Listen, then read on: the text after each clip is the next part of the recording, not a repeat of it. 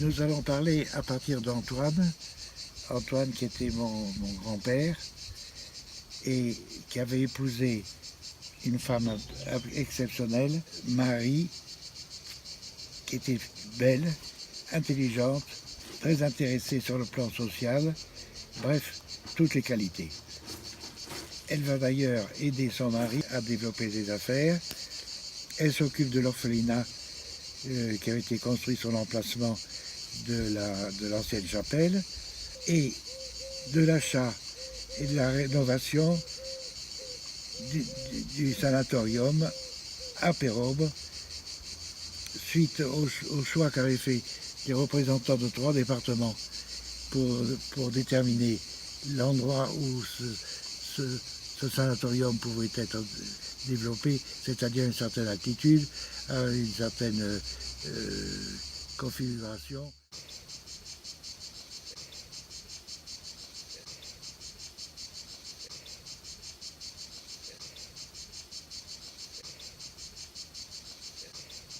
C'est à la suite des deux premiers enfants d'Antoine et de Marie qui sont morts à 5 ans de distance, entre 18 et 20 ans de tuberculose, que leur père, Antoine, avait décidé de consacrer une partie de son temps et de son argent pour la construction d'un sanatorium qui était destiné par conséquent à soigner les enfants tuberculeux.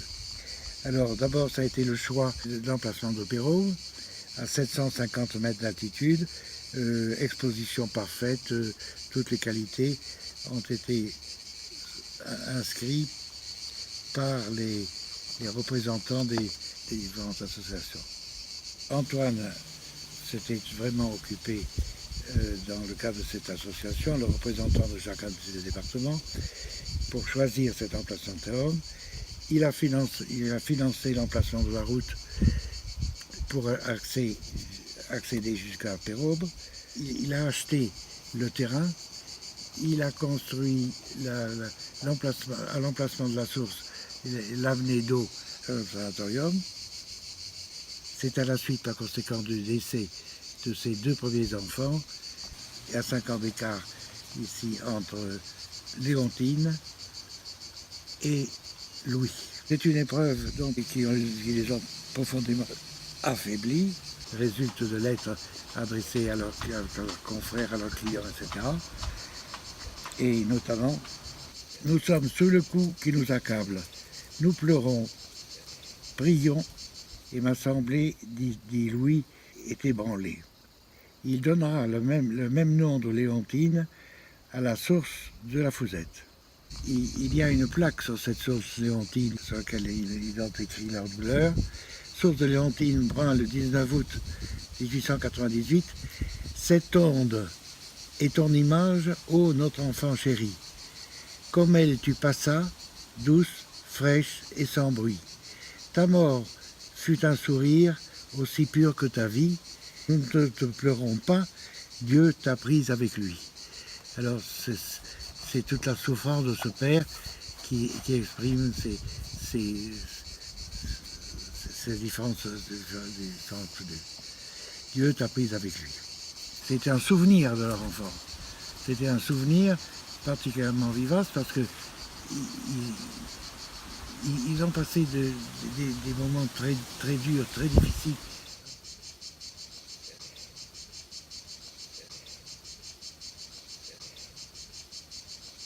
Avec tout le travail qu'ils fournissaient, parce qu'ils ont construit presque en même temps le sanatorium de Pérobe. d'art qui a remplacé une chapelle qui était en très mauvais état et très vétuste. Les écoles, à date de ce moment-là, toujours avec le même architecte, les usines d'art, le château d'art,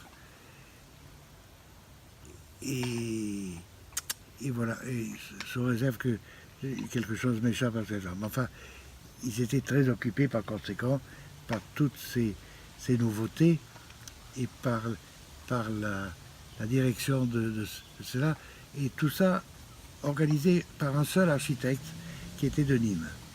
Le sanatorium a été créé pour assurer le souvenir de ces deux enfants qui ont péri de tuberculose.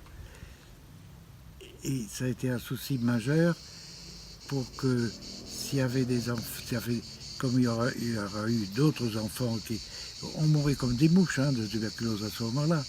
Par conséquent, c'était pour aider toute cette population jeune à surmonter les épreuves de la vie en confortant cet aérium pour leur plus grand confort et pour la plus grande satisfaction de leurs parents.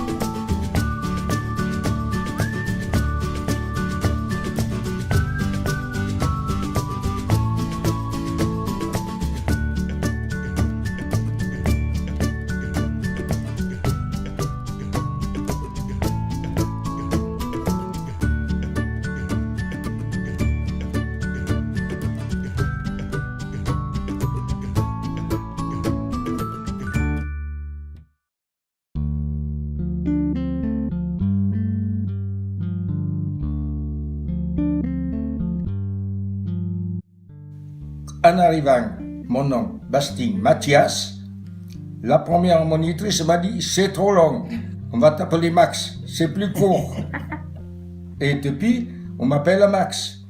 Au Vigan, tout le monde ne me connaît que par le nom Max. Donc, je suis arrivé au COSOR, mois d'août 49. Je ne me souviens plus la date exacte, ça devait tourner aux alentours du 12 ou 13 août, par là. Et je suis venu d'Allemagne, effectivement. C'est mon papa qui nous a récupérés là-bas, puisque lui, il était chef de chantier à l'aérien du COSOR. Et je suis été bien content d'être là comme enfant. J'ai suivi les écoles au COSOR jusqu'à l'âge de 14 ans. Et puis après, je suis reparti, moi, à l'âge de 15 ans. C'est tout. Sur le COSOR, je connais le COSOR comme ma poche, en tant qu'enfant. Après, quand j'ai monté mon entreprise avec mon papa, j'ai travaillé au COSOR pendant une paire d'années. Et après, je suis reparti ailleurs.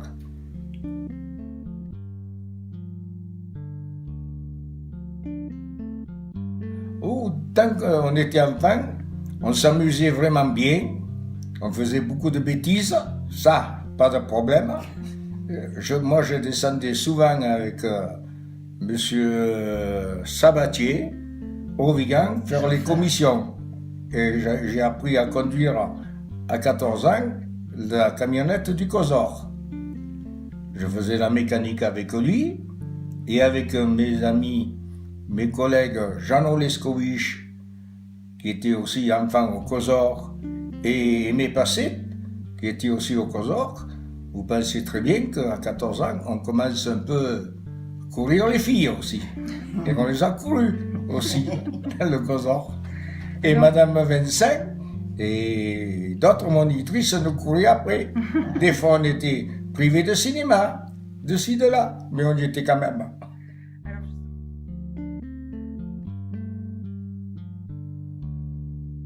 Alors, derrière le réfectoire, il y avait une grande salle. C'était à côté de l'ancienne lingerie. Il y avait une grande salle et les films se faisaient là. On allait chercher avec M. Sabatier les bobines de films. Le cinéma était tous les 15 jours. Et voilà, et nous descendions.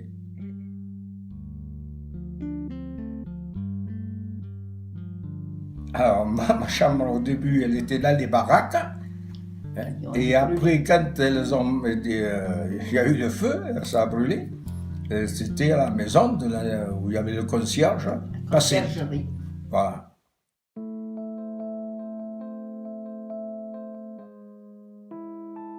Je m'appelle Margaret Bess. Je suis arrivée au COSOR 1949 comme enfant. J'étais apprentie lingère et jusqu'en 52. Après, j'ai quitté le COSOR jusqu'en 60.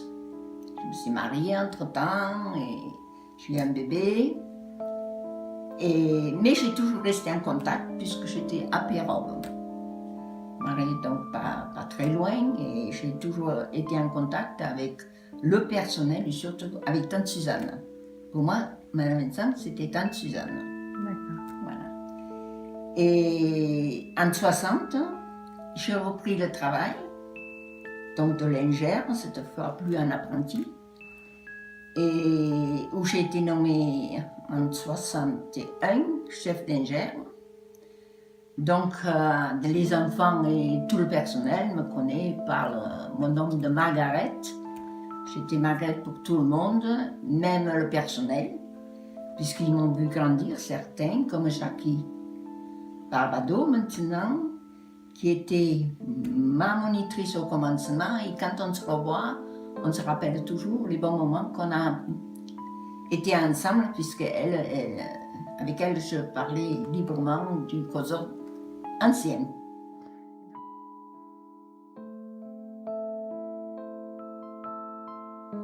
Ah oui, j'ai adoré, c'était ma famille. C'était ma famille, c'était plutôt... J'étais chez moi au COSOR.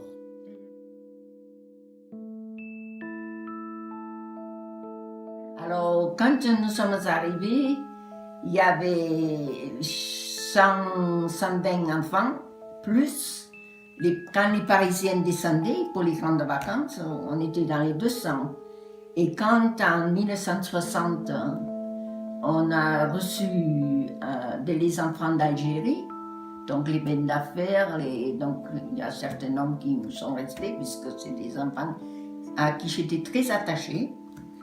Et on était jusqu'à 250. Et tellement qu'il y avait une inspection, il y avait des enfants qui partaient un peu ailleurs.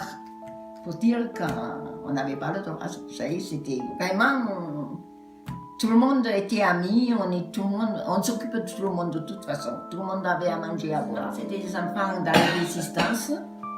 C'était des enfants qui étaient pris des enfants de guerre, où les parents étaient. Après, on a eu un deuxième, c'était des enfants qui avaient besoin d'air aérien. Après, on a fait un aérien. Que c'était des enfants des mines d'Alès surtout. Il y avait les mines d'Alès. Il y avait des enfants, beaucoup de Marseille. Il y avait des enfants de Nîmes. Il y avait des enfants qui avaient besoin d'air. Voilà. Alors donc c'était un aérien, mais là aussi c'était plein. Et après c'est de là que ça a été agrandi, qu'on a fait le lazaret, qui est toujours là-bas. Et donc là on avait à ce moment-là 3 infirmières, parce que le lazaret se demandait quand même à des enfants qui avaient besoin de soins aussi. Et après, on n'avait plus assez de place. On a agrandi pour faire les classes. Et vers ici, le grand bâtiment, où sont les garages en dessous pour les véhicules. Et après, il y avait le château encore. Le château, maintenant, il n'est plus là-haut. C'était pour loger le personnel. Parce que le personnel était logé sur place.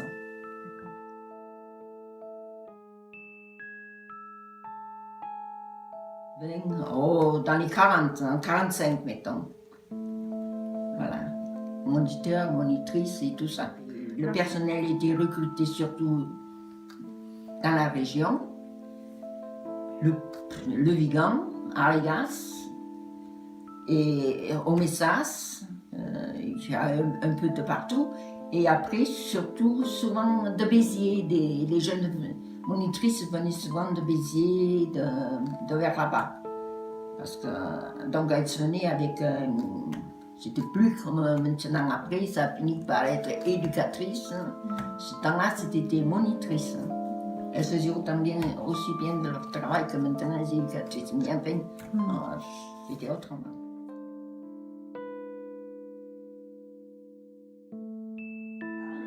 Oui. Après, on est parti d'ici, bien sûr, et voilà. Mais tout le monde le connaît aussi, c'était M. Bess, qu'on appelait M. Bess. M. Bess Paul, il était économe. Ce temps-là, c'était un économe qui s'occupait de l'économat et du personnel. La gestion. Oui. Non. Et les monitrices étaient embauchées par Madame Vincent, et lui c'était les chauffeurs, les cuisiniers, les femmes ménage, tout ça. Et il est parti en 1974 quand Madame Vincent est partie en 71, je crois, 11-12. Et lui est parti en 1974 quand le COSOR a terminé, que c'est devenu repris par Éducation nationale. Donc on a mis comme directeur quelqu'un qui était instituteur, quoi.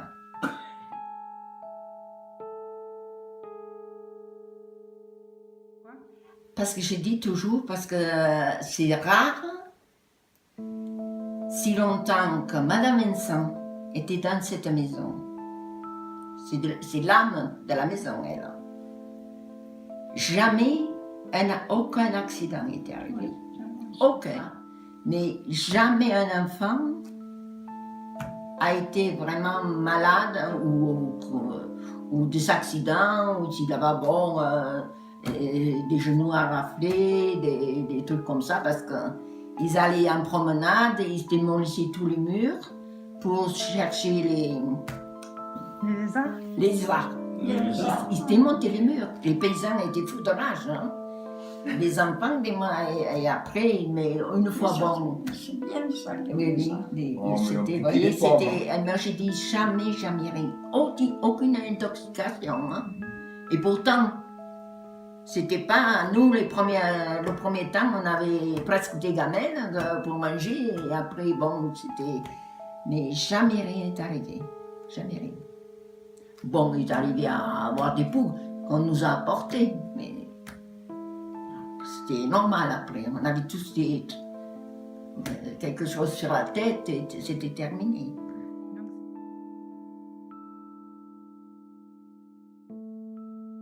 Familial, de l'amour, de l'amitié pour les enfants, les grandes personnes savaient le donner, nous on savait le donner, et c'était une grande famille. Parce que quand quelque chose se passait, mettons, tout le monde savait, mais personne ne disait rien. Vous voyez, c'était vraiment... Vous étiez soudés. Ah oui, c'était soudé, oui. Quand on dormait dans les dortoirs, s'il y en avait un qui avait fait une bêtise, il n'allait pas dire à l'autre ou à la monitrice, c'est lui qui l'a fait. Non. On se soutenait, entre même les filles ou quoi. Oui. Parce qu'on était quand tous même pareils. des enfants un peu malheureux, dans un sens. Oui. Et on était contents. On avait de quoi manger, Oui. on avait de quoi rire, on avait de quoi s'amuser. Les monitrices, les moniteurs, tout ça, nous sortaient. C'était... Quand il faisait beau, on était dehors, dans la montagne. On allait jouer à droite, à gauche. On faisait des petites cabanes, on faisait de ci. Après, quand c'était la saison des pommes, on se régalait d'aller piquer des pommes chez les propriétaires d'Aregas, là, tout ça. Et voilà. Mais la pauvre Madame Benzang, elle voyait arriver souvent les propriétaires en spectacle, en disant, mais ils m'ont piqué des pommes, ils ont piqué de ci et de là. Mais nous, on était contents. On les cachait, nos pommes. Et pour tout le monde, c'était Tante Suzanne. Hein? Ah oui, C'était Tante Suzanne. Tante Et Suzanne. c'était vraiment comme une tante. Ah oui. Hein, c'était la Tante Suzanne. Et quand un enfant avait un gros chagrin, ou quand une lettre arrivait, ou qu'elle prenait l'enfant à part, Ah oui. le consolait, et c'était toujours, enfin,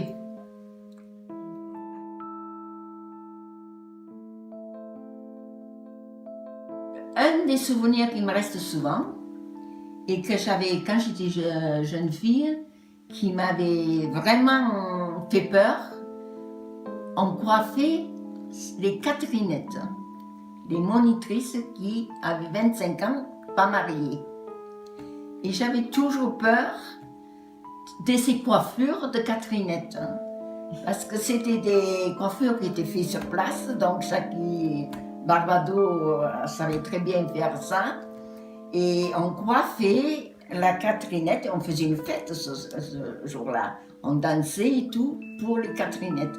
Moi, je dis toujours non, j'aimerais pas avoir cette tour Eiffel, parce qu'on faisait tour Eiffel et toutes ces choses de Paris, des monuments de Paris, sur la tête, ou les moulins à vent d'Odé, enfin des choses comme ça. Je dis toujours, au moins c'est pas étonnant, c'était pas mon cas, puisque je me suis mariée à 18 ans, alors donc, pas de problème. Alors Pierre Pelicani, pour les intimes, Pierrot, moniteur au COSOR dans les années 69, 70, 71 et 73.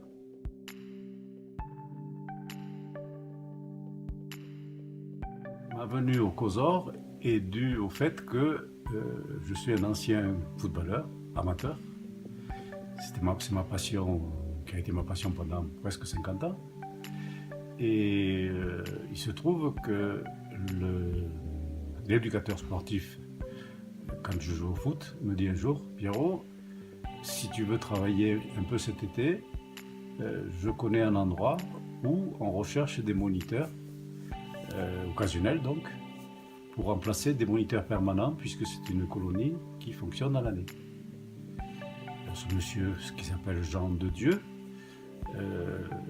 qui viendra et qui est très nostalgique du coin, m'a donc introduit, si l'on peut dire, à la colonie.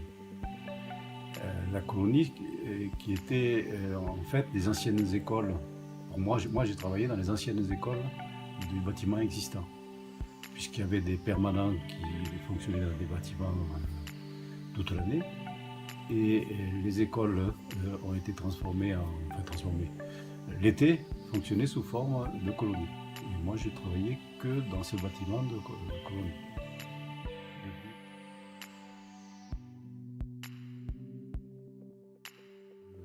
Occuper les enfants, de les promener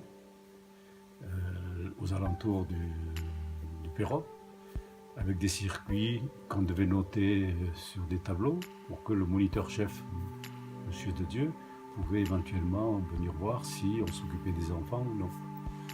Alors selon la fatigue des moniteurs dont je faisais partie, puisque des fois le soir on se couchait un peu tard, on avait des promenades, des petites promenades ou des longues promenades. Petite promenade, j'entends par là, si je peux le dire, le plus petit, c'était le petit bois qui se trouve en face de la colonie, pour lequel les enfants avaient l'habitude d'écrire à leurs parents. Et nous, on était chargés de les aider, on les aidait à faire leurs lettres. L'anecdote que j'en ai, c'est que souvent, ils disaient qu'ils mangeaient beaucoup de pommes de terre, mais sauf le dimanche où ils mangeaient des frites. Sinon, à part ça, nous allions dans des autres endroits qui s'appelaient le Gravillon, le bois de chêne, qui étaient des promenades à 500 km de l'aérium. Pour ceux qui étaient un peu plus voyants, on allait de temps en temps au village d'Arigas, où l'épicière vendait aux enfants des bonbons, qui étaient à l'époque à 1 centime pièce. Et les enfants étaient ravis de revenir avec des poches remplies de bonbons. Ceux qui étaient encore plus vaillants allaient au Rocher Saint-Pierre, éventuellement, qui est au-dessus de l'aérium, où on faisait le tour des crêtes, qu'on appelle, qui bordent la colonie. Ça, donc, c'était le but premier que nous avait inculqué Madame Vincent Jacquet, qui était la directrice de l'époque, pour lequel j'ai un souvenir d'elle par le fait qu'il fallait que les enfants grossissent. Donc, une fois par semaine, le mercredi, si mes souvenirs sont bons, Madame Vincent Jacquet venait servir le repas aux enfants. On l'appelait la tantine, la tante. Et ce dont je me souviens, c'était surtout un plat qui était archi parmentier, qui était servi par Madame Vincent Jacquet à la louche. Et les petits-enfants avaient de la difficulté pour avaler les quantités impressionnantes que servait Madame Vincent Jacquet, parce qu'il fallait que les enfants grossissent. Donc ça m'était resté. Les enfants qu'on avait donc à la colonie, qu'on appelait le groupe d'ailleurs, avaient entre 7 et 8 ans. On n'avait pas d'enfants très grands. Les grands enfants étaient plutôt dans l'établissement qui fonctionnait à l'année. Donc c'était des jeunes enfants. On en avait une dizaine par moniteur. Ça fait du monde. Il fallait donc les occuper comme on pouvait.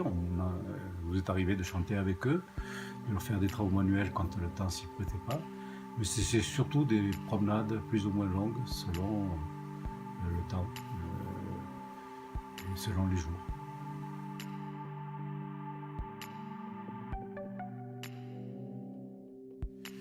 Et bon, l'anecdote importante pour moi, ça s'est passé en juillet 1969, où au cours de toute une nuit, on a assisté avec les moniteurs qui étaient présents, les moniteurs et monitrices, au premier pas d'un homme sur la Lune, dont le nom américain est Neil Armstrong. ladder. I'm going to step off the limb now. That's one small step for man, one giant leap for mankind. Donc Neil Armstrong ce jour-là a mis le pied sur la Lune.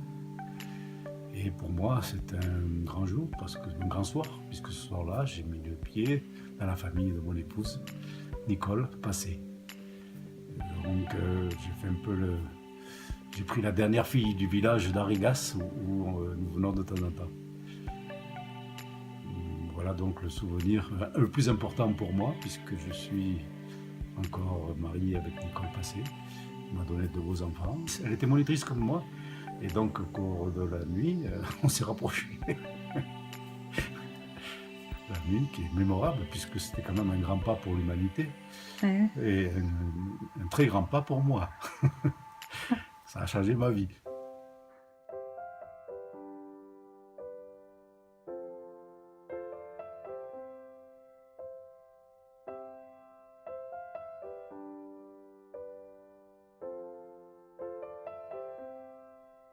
Je m'appelle Claudine Velasquez, Dit Tata. dit tante.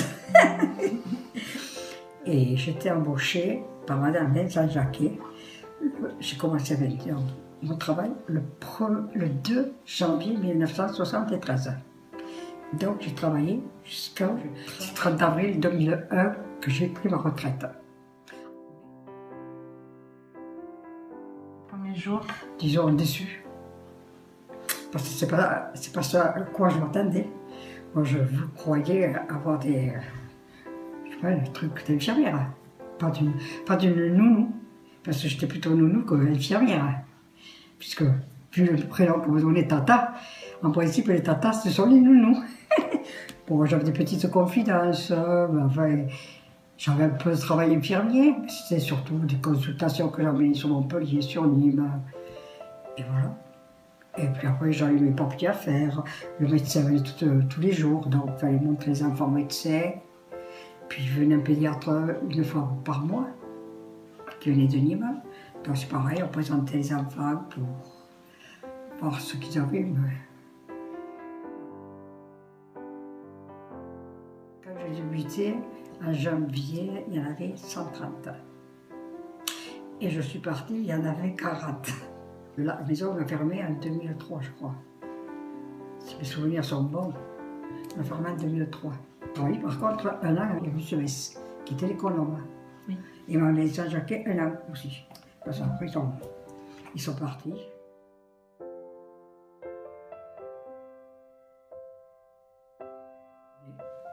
On s'entendait bien, vu que je ne suis pas bavarde, moi, et que je raconte pas mal de bêtises, donc je m'entendais avec tout le monde.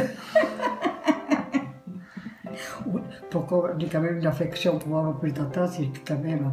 Parce qu'il n'y a pas que les enfants qui m'appelaient Tata. Hein. Il n'y avait qu'une seule personne qui ne m'appelait pas Tata, c'était M. Pugnard. Parce qu'il n'osait pas, en tant que directeur. Mais dès qu'il avait la possibilité de dire aux enfants « Va voir Tata à l'infirmerie », il a dit « C'est Tata là ». Mais j'avais les grands chefs qui étaient à Nîmes, ils m'appelaient Tata aussi. Hein.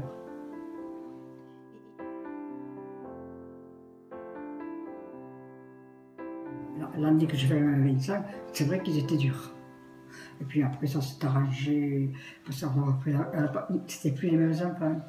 Et puis l'aérien, moi, je n'ai jamais connu non plus. Hein. On ne peut pas parler d'aérien parce que je n'ai jamais connu. Il y a son nom là, mais je n'ai jamais connu. Moi, j'ai connu que maison à caractère sanitaire, social au départ. Et après, c'était maison à caractère sanitaire spécialisé. D'accord. Et moi, j'ai jamais...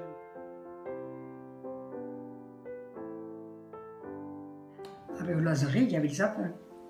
Il y avait des enfants. Disons que moi, en tant qu'infirmière, puisque je faisais la nuit et le jour. Enfin, et là, il y avait le veilleur de nuit et qui faisait un rôde, et moi, je couchais au Lazaret.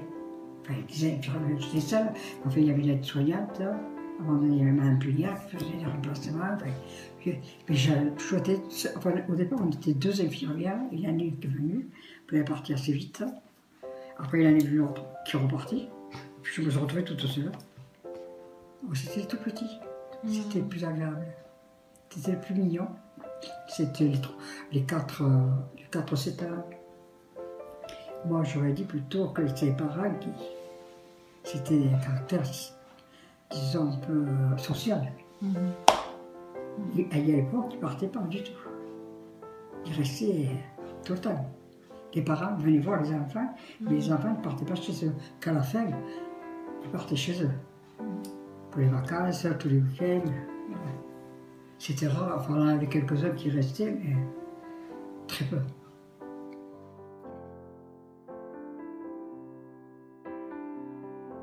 C'était des petites confidences, des petits copains, comme ça, comme vous avez fait certainement avec vos copines. Hein.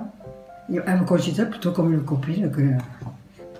Et puis les petits bobos, parce que tous les soirs j'avais une ribambelle de petits bobos. Qui n'avaient rien du tout, mais bon, c'était plutôt d'affection.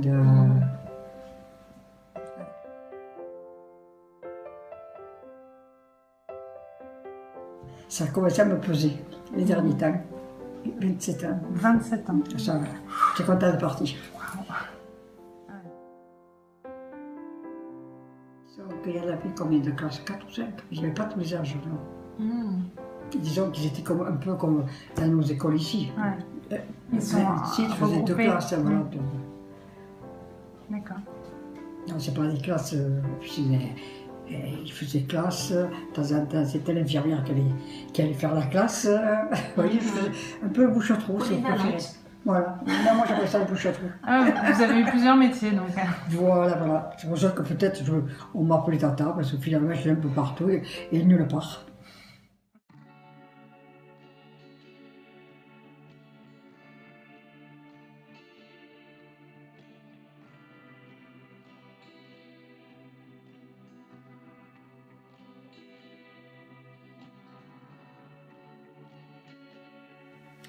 Voilà, donc je suis le maire d'Arigas depuis mars 2001.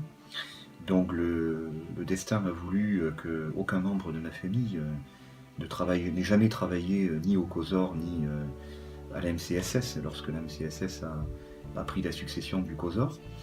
En revanche, j'ai eu le triste privilège, comme je le disais, d'être élu au mois de mars 2001, c'est-à-dire 6 mois avant la fermeture de la MCSS. Donc j'ai eu un rôle assez important à jouer avec les conseils municipaux qui m'ont suivi depuis cette date, pour essayer de trouver une nouvelle activité à ce bâtiment qui avait une place très importante dans l'histoire et dans le cœur non seulement des habitants d'Arigas, mais aussi de tous les habitants du pays viganais. Donc ça a été un combat très long et très difficile, avec de grands succès, puisque nous avions obtenu en 2006 la labellisation d'un projet touristique et médico-social sur le site de Peyrobe comme pôle d'excellence rurale, labellisé par le Premier ministre de l'époque, avec 1 million d'euros de l'État à la clé. Malheureusement, les querelles politiques locales, je crois que maintenant avec le recul on peut le dire, ont conduit à l'échec de ce projet, la mise en échec, je devrais dire, de ce projet. Et voilà, donc ça a été une petite déception pour l'élu, le jeune élu que j'étais à l'époque. Mais à force de batailler, on a réussi à trouver les occupants actuels de l'aérium, n'est-ce pas ? Donc on dira que malgré tout, tous les combats que nous avons menés à l'époque avec Paul-Jacques Chevalier, avec Alain Journet, l'ancien député maire du Vigan, et quelques autres, n'ont pas été totalement vains, puisque la communauté de communes du pays viganais nous a aidés à trouver des porteurs de projets qui viennent à nouveau s'installer sur ces lieux. Et nous nous en félicitons grandement.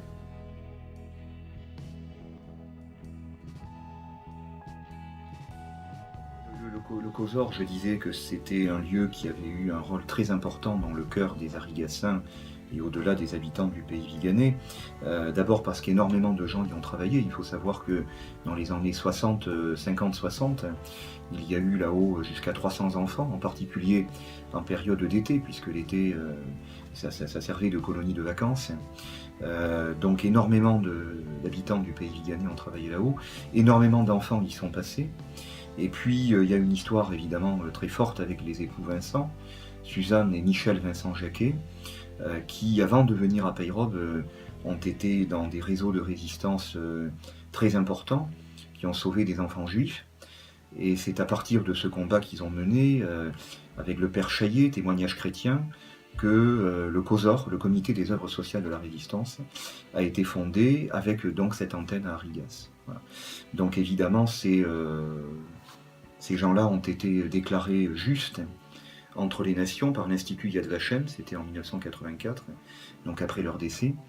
Et le conseil municipal vient de délibérer, lors de sa séance du mois de novembre, pour donner le nom d'un chemin qui rejoint justement Arigas au hameau de Peyrhobe, pour donner le nom de chemin des justes, en hommage à Suzanne et Michel Vincent. Donc c'est un lieu, je dirais, avec une mémoire de résistance aussi, l'aérium de Peyrhobe, avec un mystère aussi sur la transition de la fin de la guerre, puisque nous savons que des religieuses de Nîmes, qui étaient donc dans un couvent à Courbesac, dont le couvent a été bombardé en 1944, se sont réfugiés là-haut les derniers mois de la guerre avec leurs enfants, et une légende, je ne sais pas si c'est une légende, en tout cas une rumeur court le village selon laquelle ces religieuses avaient aussi des enfants juifs avec elles. Et peut-être que c'est là d'ailleurs l'origine de la venue à Peyrhobe de Madame Vincent. Mais ça, nous n'en avons pas la preuve. Je lance un appel d'ailleurs à tous les anciens du COSOR qui auraient pu entendre parler de cette histoire et qui pourraient avoir des témoignages. C'est très important.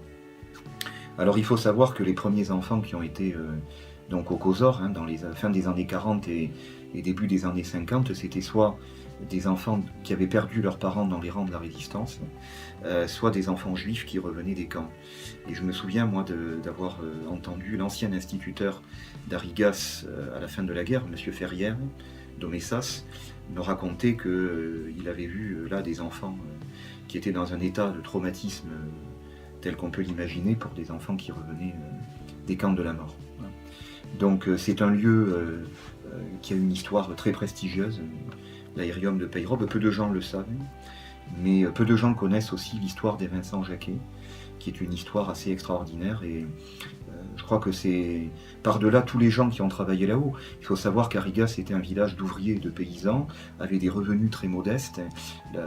La présence du COSOR puis de la MCSS a permis à tout un tas d'habitants de la vallée d'accéder, dans le contexte des 30 Glorieuses, à une certaine aisance et à une autre vie que celle qu'ils auraient eue certainement s'ils n'étaient restés que sur la terre ou dans les usines.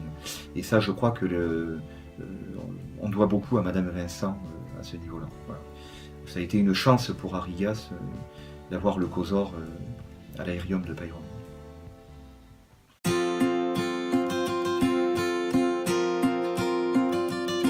Aujourd'hui, en ce même lieu, se construit le projet de l'aérium. Le projet de l'aérium est de réunir au sein d'une nature préservée des personnes venant de tout horizon, dans le but d'y co-construire un cadre de vie faisant la part belle aux activités concourant au développement de la personne. Les intentions partagées sont notamment l'écologie humaine et environnementale, la coopération et la communication bienveillante. Être et rester en lien avec soi-même, avec les autres, au cœur de la nature et l'ambitieux projet de l'aérium. Nous y pratiquons déjà régulièrement chant, danse, CNV, sophrologie, yoga et sommes ouverts pour accueillir d'autres activités qui feront de l'aérium un lieu de rencontre, d'échange, pour un quotidien riche et vibrant.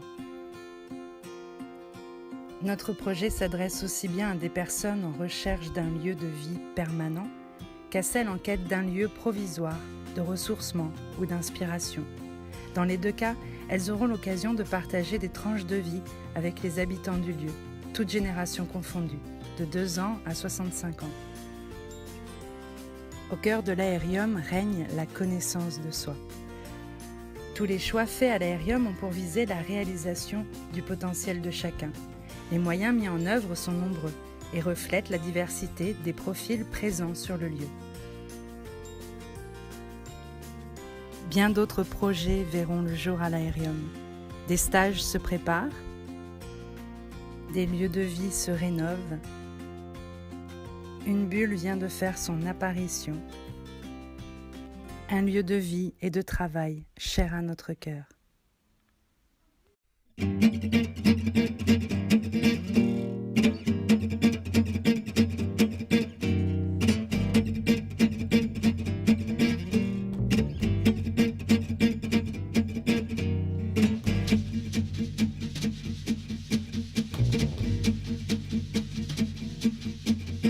C'est seulement une petite vidange qui a salopé un chemin. On trouve ça un peu étrange, mais personne ne dit rien.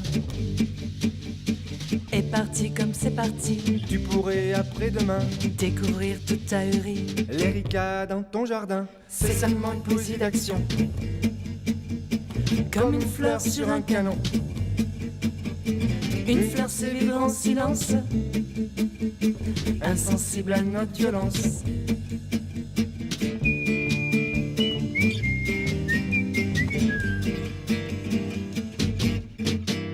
C'est seulement ton voisin, plein de rancœurs et de bière, fier d'avoir dressé son chien à grands coups de barre de fer. toi aussi tu as pleuré. Quand on égorgeait la chèvre, Ce que je viens te chanter, tu l'as presque sur les lèvres. C'est seulement une poésie d'action, comme une fleur sur un canon. Une fleur sait vivre en silence, insensible à notre violence.